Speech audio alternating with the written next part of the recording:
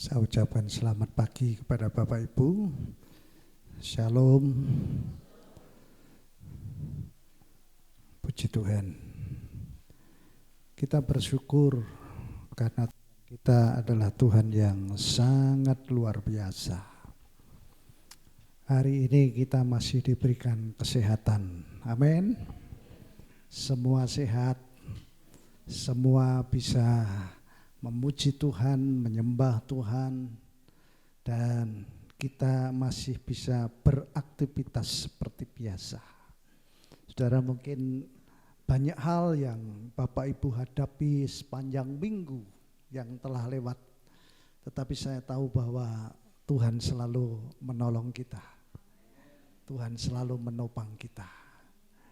Pagi hari ini kita akan bersama-sama melihat satu kebenaran firman Allah yang akan kita renungkan di dalam kitab Yesaya tentang keselamatan versinya Yesaya, ya. Keselamatan versi Yesaya. Kalau Yesaya ini salah satu kitab dalam Perjanjian Lama dan ya jumlah kitabnya itu paling banyak. Ya, jumlahnya berapa? Ada yang tahu Bapak Ibu? Berapa pasal kitab Yesaya? 66. Ya. Saudara perhatikan, ya. Kenapa 66? Karena ternyata kitab Yesaya ini disebut Injil dalam Perjanjian Lama. Ya.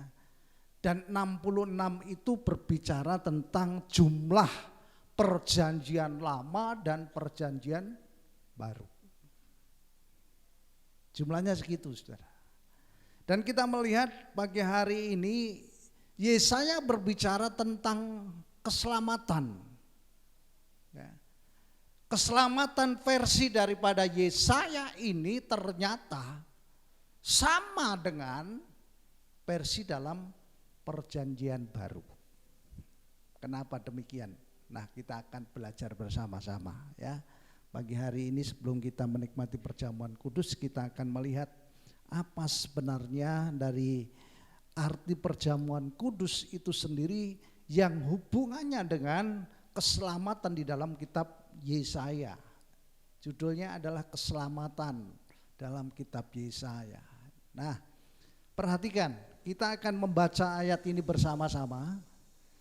Coba Bapak Ibu, mari kita baca bersama-sama. 1, 2, 3. Tetapi dia tertikam oleh karena pemberontakan kita. Dia diremukkan oleh karena kejahatan kita.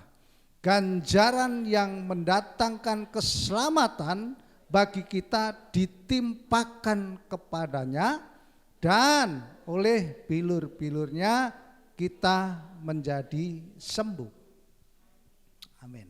Nah, saudara, ayat ini adalah ayat yang sangat-sangat luar biasa. Ya, kenapa Yesaya bisa mencatat seperti itu? Padahal di antara kitab Yesaya dengan Perjanjian Baru itu jaraknya jauh sekali, Bapak Ibu. Kenapa? Kitab Yesaya ini ditulis pada tahun 8 sebelum Masehi.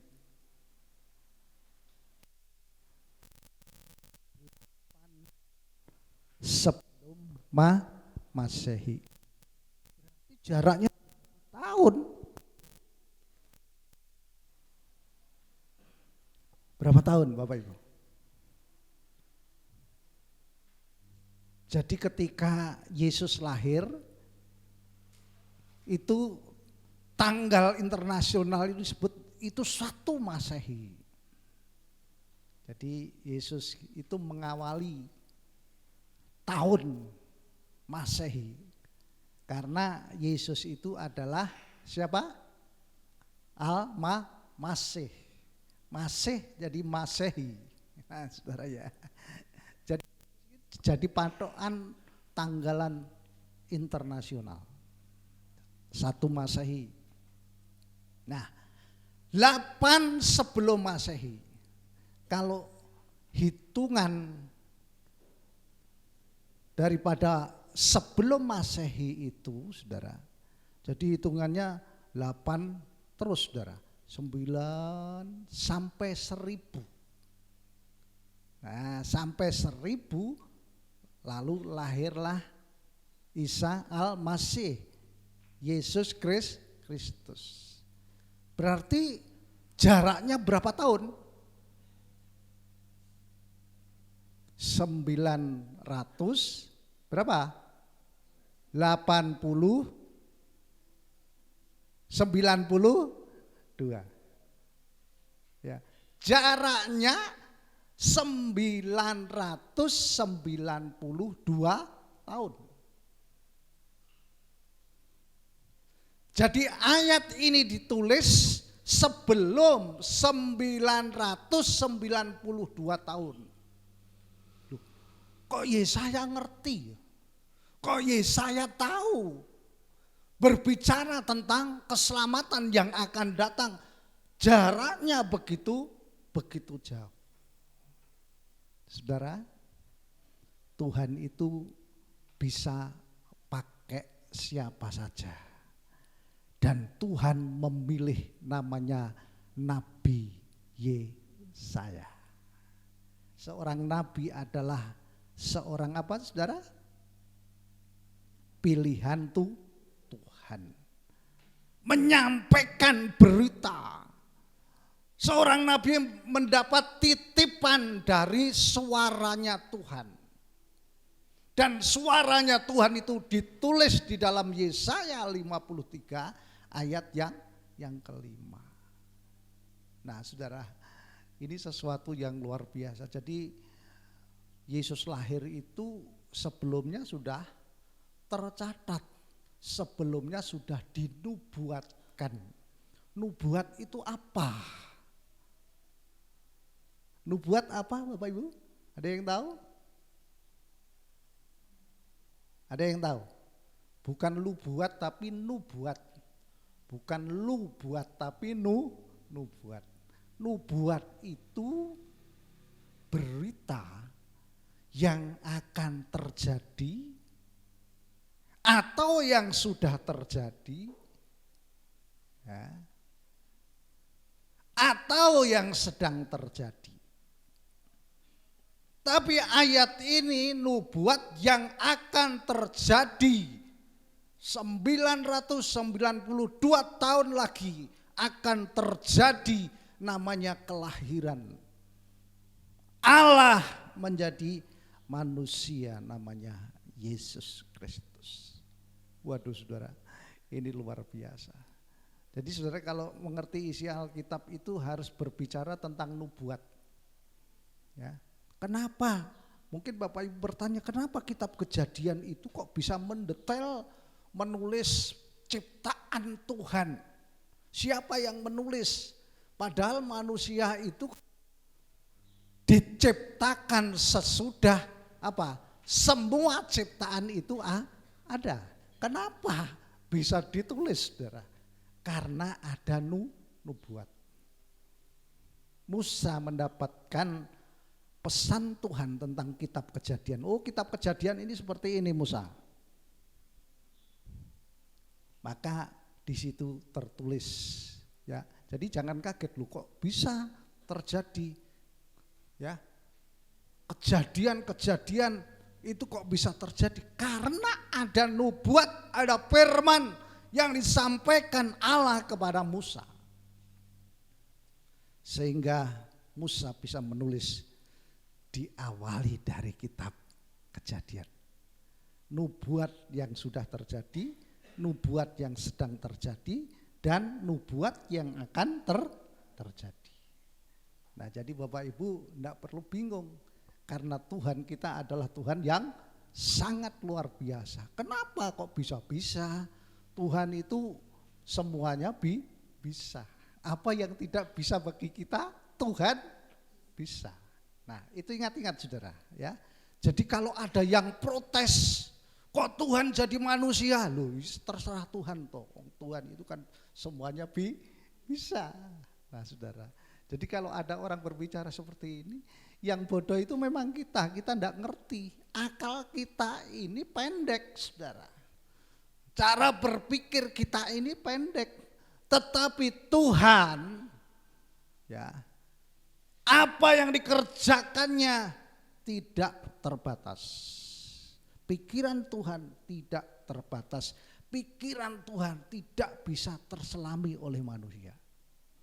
Ya, maka kalau ada orang-orang yang ngeyel, kok manusia kok disembah? Ya manusia Tuhan sendiri loh kok. Saudara ya. Jadi mari kita perhatikan apa yang sebenarnya isi dari firman Tuhan yang disampaikan oleh Nabi Yesaya. Yang pertama yang perlu Bapak Ibu perhatikan. Ayo bawahnya kita lihat, Saudara.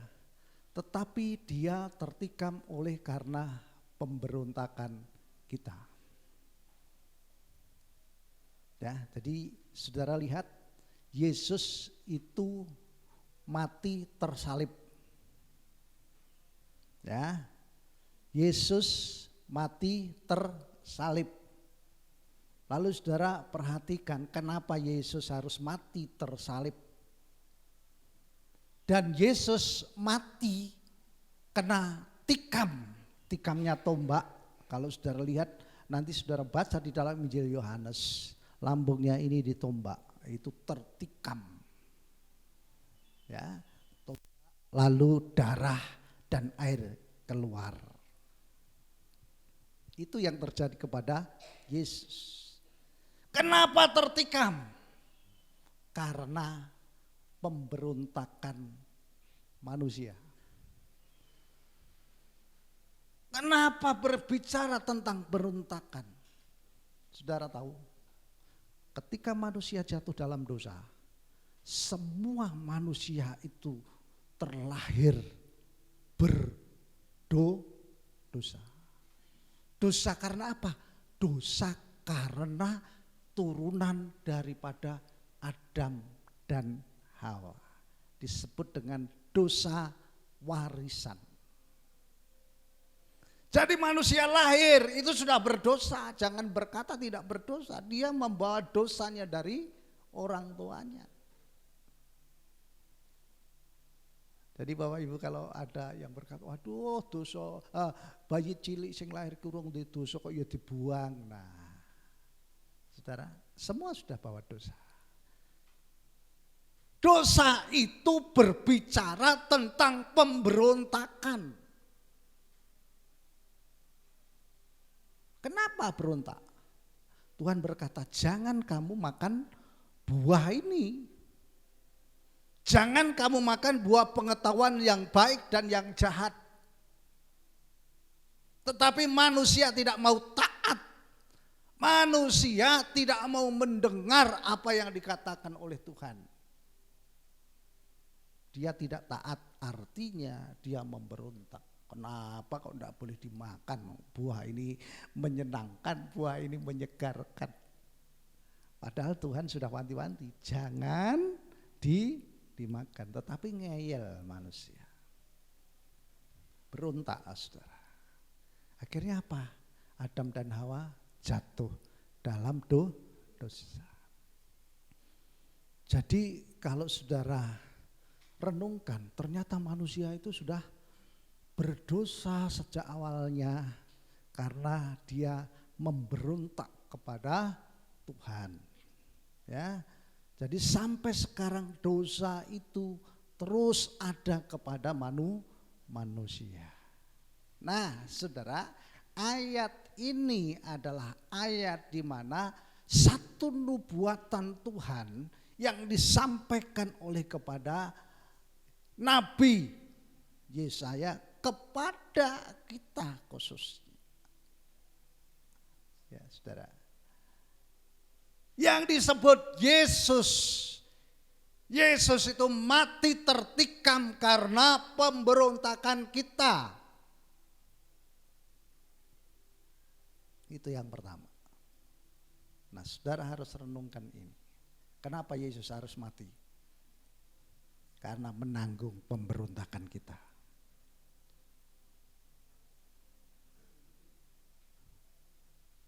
Karena menebus pemberontakan kita. Kalau manusia yang disebut pemberontak, berdosa, tidak taat itu, tidak ada yang menanggungnya, saudara. Manusia akan masuk di dalam neraka. Itu yang pertama. Lalu yang kedua, baca bersama-sama saudara, 1, 2, 3.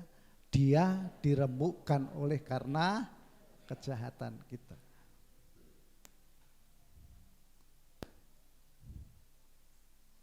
Dosa itu berbicara tentang yang pertama pemberontakan.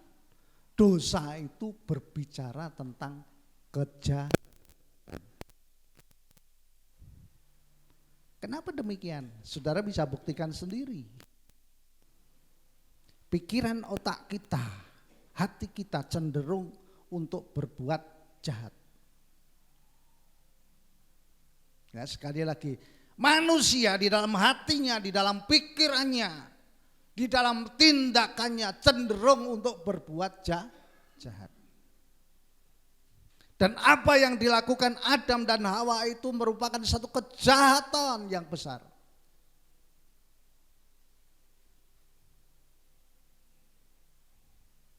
Jadi kebenaran firman Tuhan itu jelas bahwa Yesus mati di kayu salib.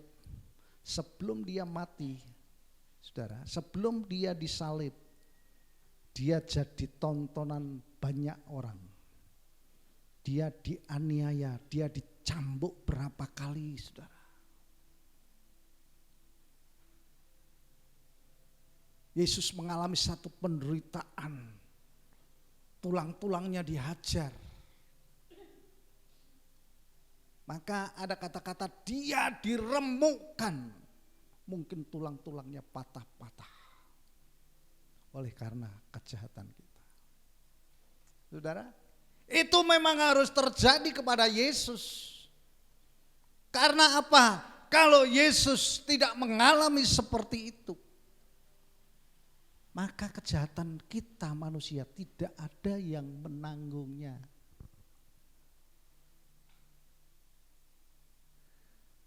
Kejahatan kita, kejahatan saya, kejahatan saudara harus ada yang menanggungnya dan ditanggung oleh Yesus.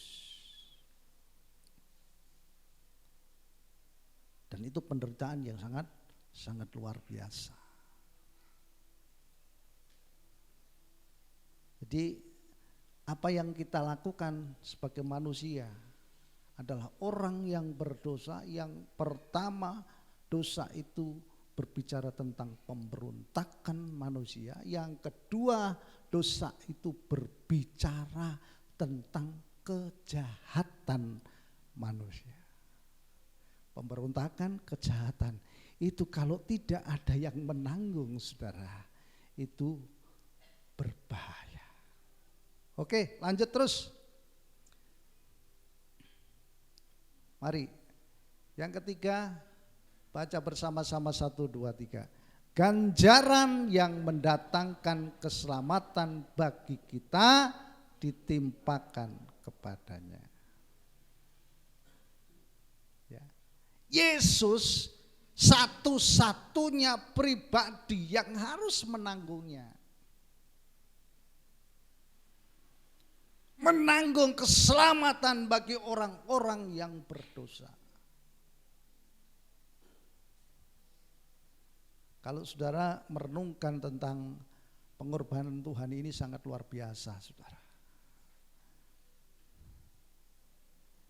Kalau tidak ada yang menanggungnya, dengan kata lain, kalau tidak ada yang memikulnya, manusia akan celaka. Maka Yesus disebut dengan korban penebus dosa. Korban penebus dosa. Sebelum perjanjian baru, sebelum ajaran daripada Yesus ini ada, saudara. Jadi orang yang mau diselamatkan, orang yang bisa diselamatkan, itu harus selalu membawa korban keselamatan berupa korban binatang. Ya tahu saudara, kalau zaman dulu bolak-balik nyadran, siapa yang dulu pernah nyadran? Wah, kalau zaman dulu anak-anak itu kalau ada yang nyadran undang Melayu nyedak, saudara ya. Karena apa? Ketika nyadran ada panggang, ketika nyadran ada domba atau kambing yang disembelih, dimasak, seneng, saudara. Nah, seperti itu loh, saudara, korbannya. Ya, perhatikan. Nah, kalau zaman sekarang, saudara, kalau itu masih terjadi, betapa ngerinya. Manusia bisa selamat memberikan korban keselamatan dengan binatang. Sing mau dikorbankan apa? Karena apa, saudara? Tiap hari kita berbuat dosa berapa kali? Yang mau disembelih apa? Ya. Yang paling kecil itu korbannya adalah burung merpati. Masa semua manusia harus piara burung merpati? Tiap hari dosa, satu saja dosanya, potong satu. Besok lagi, saudara yang tak. Kalau orang yang agak punya pakai kambing, pakai domba. Saudara, piara domba itu bisa beranak berapa bulan? 6 bulan baru beranak. 1 tahun paling 2 kali, saudara. Tidak bisa kalau tiap hari memberi korban, tidak bisa. Nah, saudara renungkan. Ternyata korban keselamatan yang sempurna dilakukan oleh Tuhan Yesus Kristus. Amin. Sempurna. Yesus yang menanggung. Saudara selamat karena Yesus.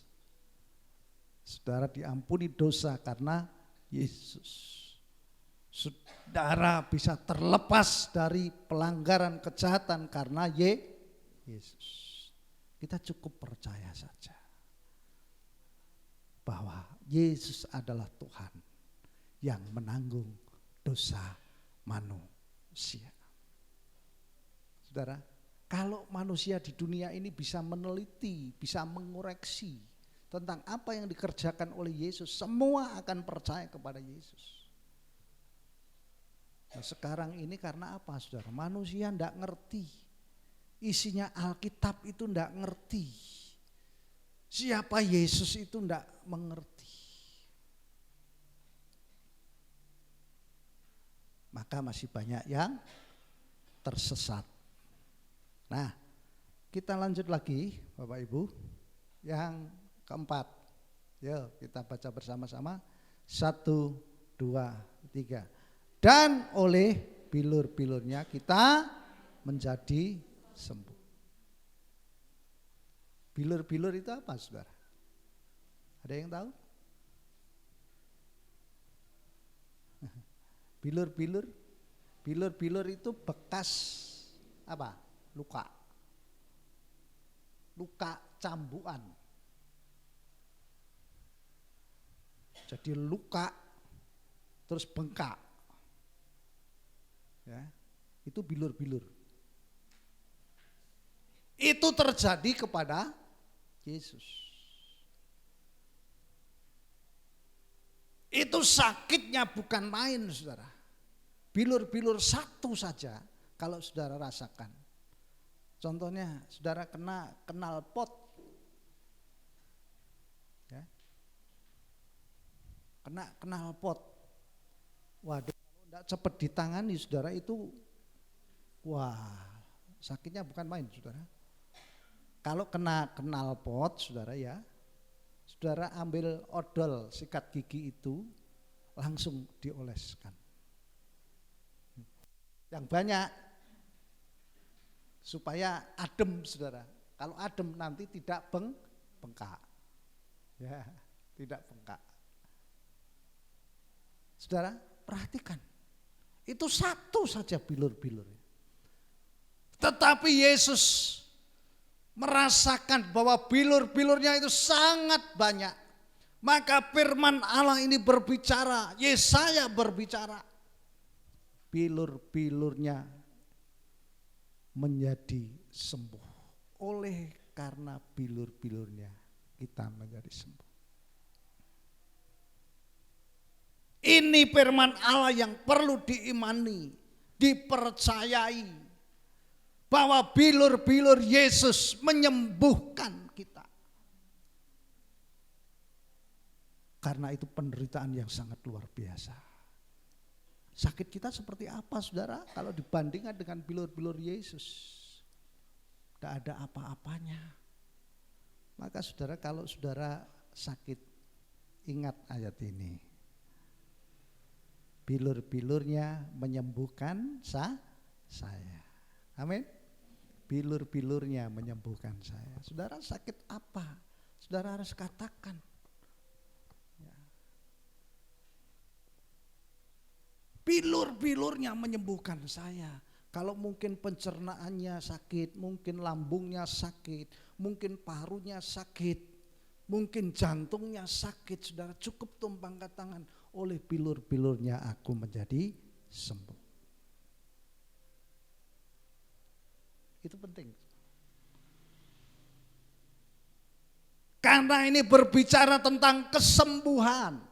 Ini berbicara tentang mujizat. Ini berbicara tentang firman Allah yang sangat luar biasa. Ketika kamu percaya, maka kamu akan mendapatkan. Ketika kamu percaya, penyakitmu akan disembuhkan. Ya. Jadi jangan heran saudara. Memang Yesus itu pembawa mujizat. Ya. Praktek pelayanan doa-doa mujizat itu selalu terjadi oleh hamba-hamba Tuhan, oleh orang-orang percaya. Asal kita percaya.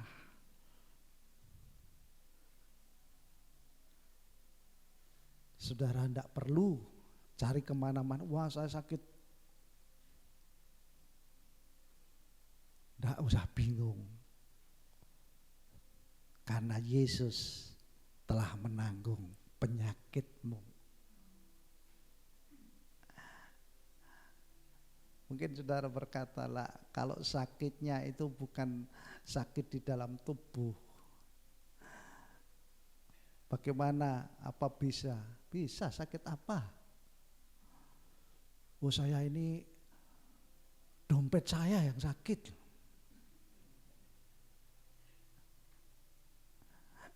Itu bukan bilur-bilurnya, saudara, itu cukup percaya. Amin. Dompetku loro, dompetku sakit, enggak ada isinya.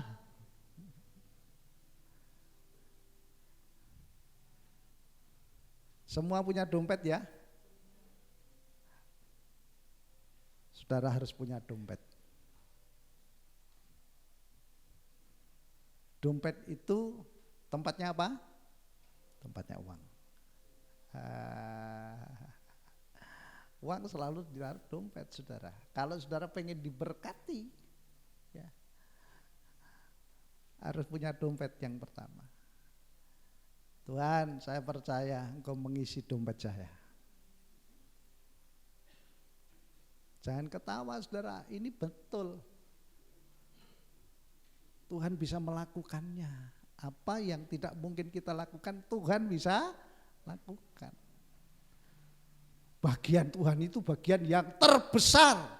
bagian yang tersulit bagi manusia, yang tidak mungkin bagi manusia tetapi Tuhan bisa lakukan. Pokoknya saudara punya prinsip kalau Tuhan itu pasti bisa. Kalau saya mungkin tidak bisa tapi Tuhan itu bisa lakukan. Ini loh saudara, apa yang disediakan oleh Tuhan itu sesuatu yang sangat luar biasa. Oke, lanjut saudara. 14 terus. Nah, lalu yang kedua saudara, Yesaya juga berbicara. Di dalam pasal yang pertama sebelum tadi, ya, ayat yang ke-18 juga di situ disingkapkan satu nubuatan firman Allah yang berbicara tentang Yesus Kristus. Yesaya pertama ayat 18. Mari kita baca bersama-sama. 1, 2, 3. Marilah, baiklah kita berperkara. Firman Tuhan, sekalipun dosamu merah seperti kirmisi, akan menjadi putih seperti salju. Sekalipun berwarna merah seperti kain kesumba, akan menjadi putih seperti bulu domba. Lalu saudara renungkan. Seandainya manusia tidak ada yang menebus, manusia tidak ada yang menyucikan, akan seperti ini.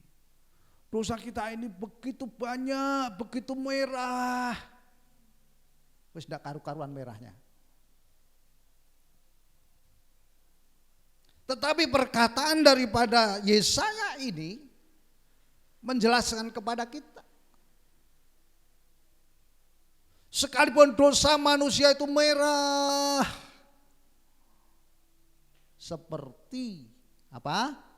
Kirmisi. Kirmisi itu kain. Kain yang merah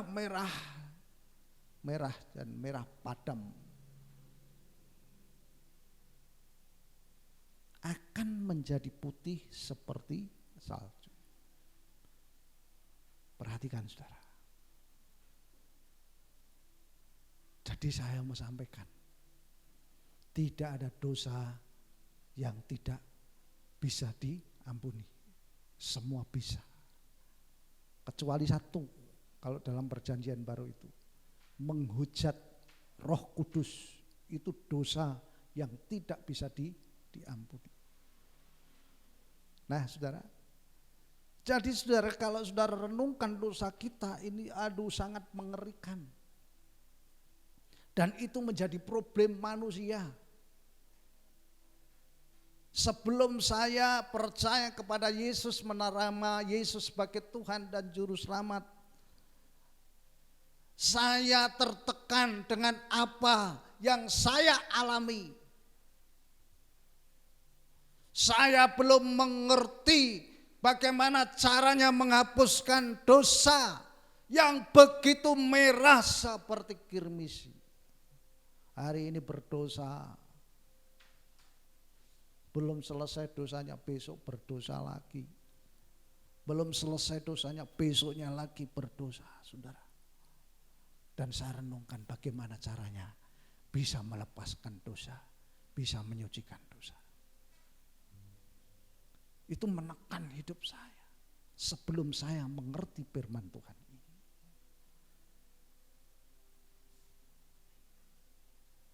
Jadi saudara punya harapan,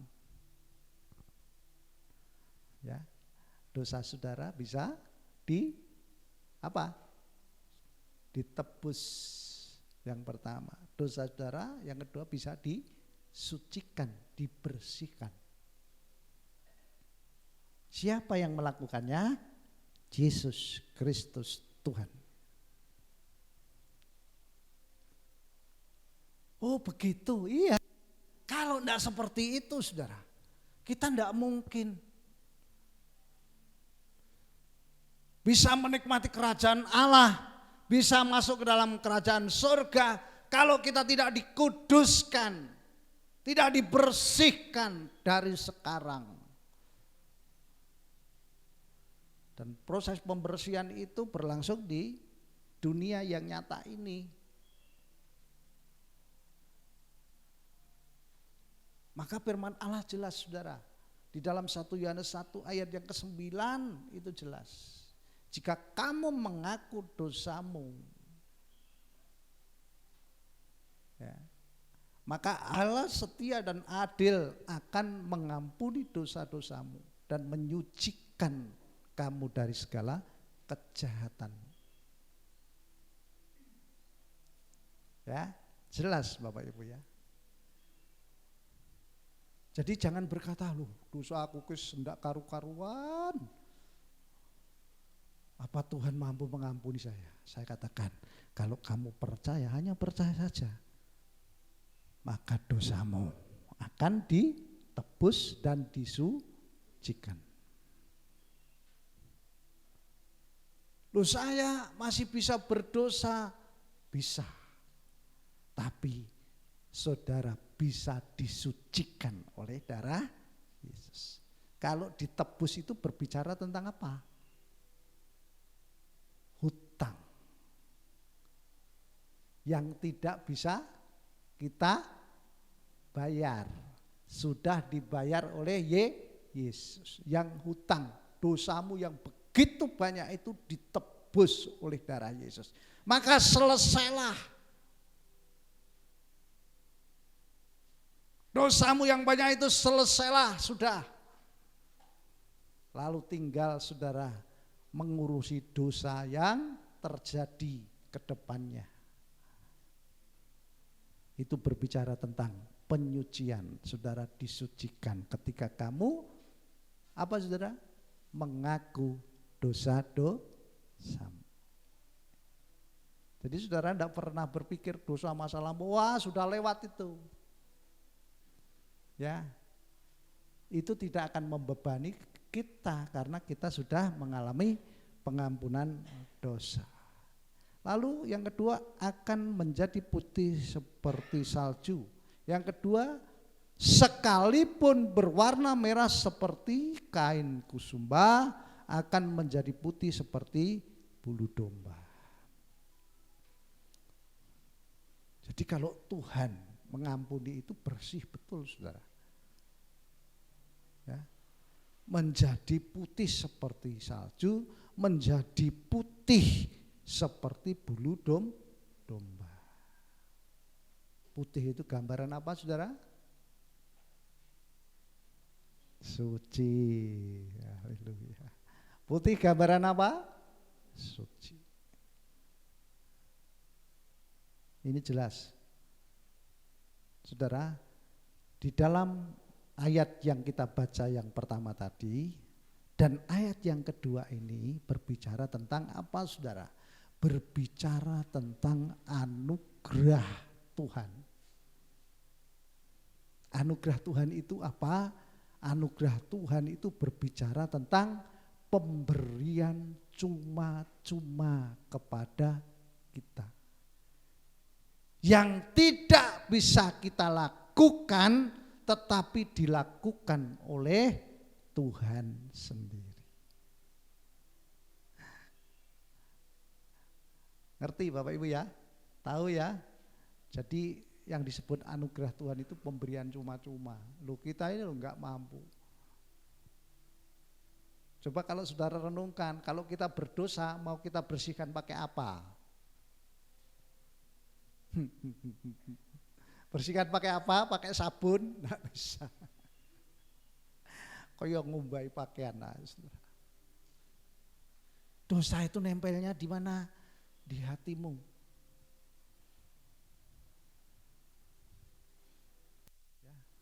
Kalau ikatan dosa masih ada pada manusia, enggak mungkin saudara manusia bisa membersihkan dosa-dosanya itu. Enggak bisa. Adalah Tuhan sendiri. Makanya kalau manusia itu tidak bisa melakukannya, Tuhan yang melakukannya. maka kita menerima anugerah Tuhan. Keselamatan kita adalah anugerah Tuhan. Amin. Jelas, keselamatan itu pemberian cuma-cuma.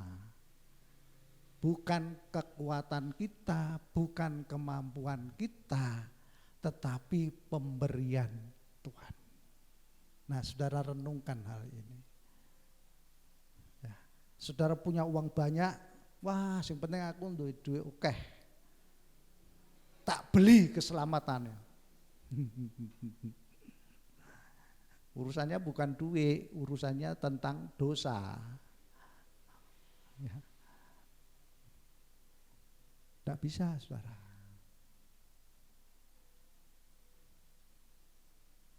Jadi saudara renungkan apa yang disampaikan oleh Nabi Yesaya ini adalah satu petunjuk untuk 992 tahun yang akan datang, akan lahir yang namanya Yesus Kristus yang akan mati di kayu salib untuk menebus dosa umat manusia. Ya, jadi firman Allah adalah firman yang pasti, firman yang bisa diandalkan, firman yang sangat-sangat luar biasa, terbukti, nyata, tidak omong kosong. Lalu saudara, ketika kamu membaca di dalam kitab Wahyu, dalam kitab Wahyu itu isinya tentang nubuatan. Saudara, itu nanti yang akan terjadi. Tuhan tidak pernah bohong. Apa yang sudah ditulis itu akan terjadi. Nah, satu berita yang Bapak Ibu harus perhatikan. Ada berita ya yang mungkin sangat menyedihkan bagi kita. Apa itu, saudara? Situasinya pandemi, ditambahi, saudara. Ditambahi apa? Berita apa kemarin sore? Gunung Semeru meledos. Betul-betul meledos itu, saudara. Wah, ngeri, saudara. Semeru itu di mana? Lumajang. Jangan salah loh, saudara ya. Oh, Semeru kok Malang. Lumajang. Waduh, saudara. Ngeri. Perhatikan, saudara. Sebenarnya Tuhan itu berbicara. Berbicara apa? Untuk mengingatkan setiap manusia. Betapa pentingnya keselamatan. Kalau keselamatan itu sudah diperoleh dalam nama Yesus, aman. Tetapi kalau belum percaya kepada Yesus Kristus, itu yang tidak aman. Itu yang belum aman. Kalau situasi seperti ini, saudara. Banyak orang celaka, banyak orang mati. Kalau matinya tanpa Yesus, matinya tidak mengenal Yesus. Aduh, ngeri, saudara. Nanti mau jadi apa? Apa yang saya sampaikan kepada Bapak Ibu, renungkan hal ini. Akan terjadi banyak hal di dunia ini.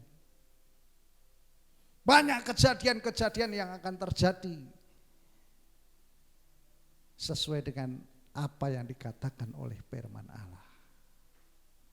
Nubuatan firman Allah di dalam kitab Wahyu itu akan terjadi. Salah satunya adalah gunung yang meledos.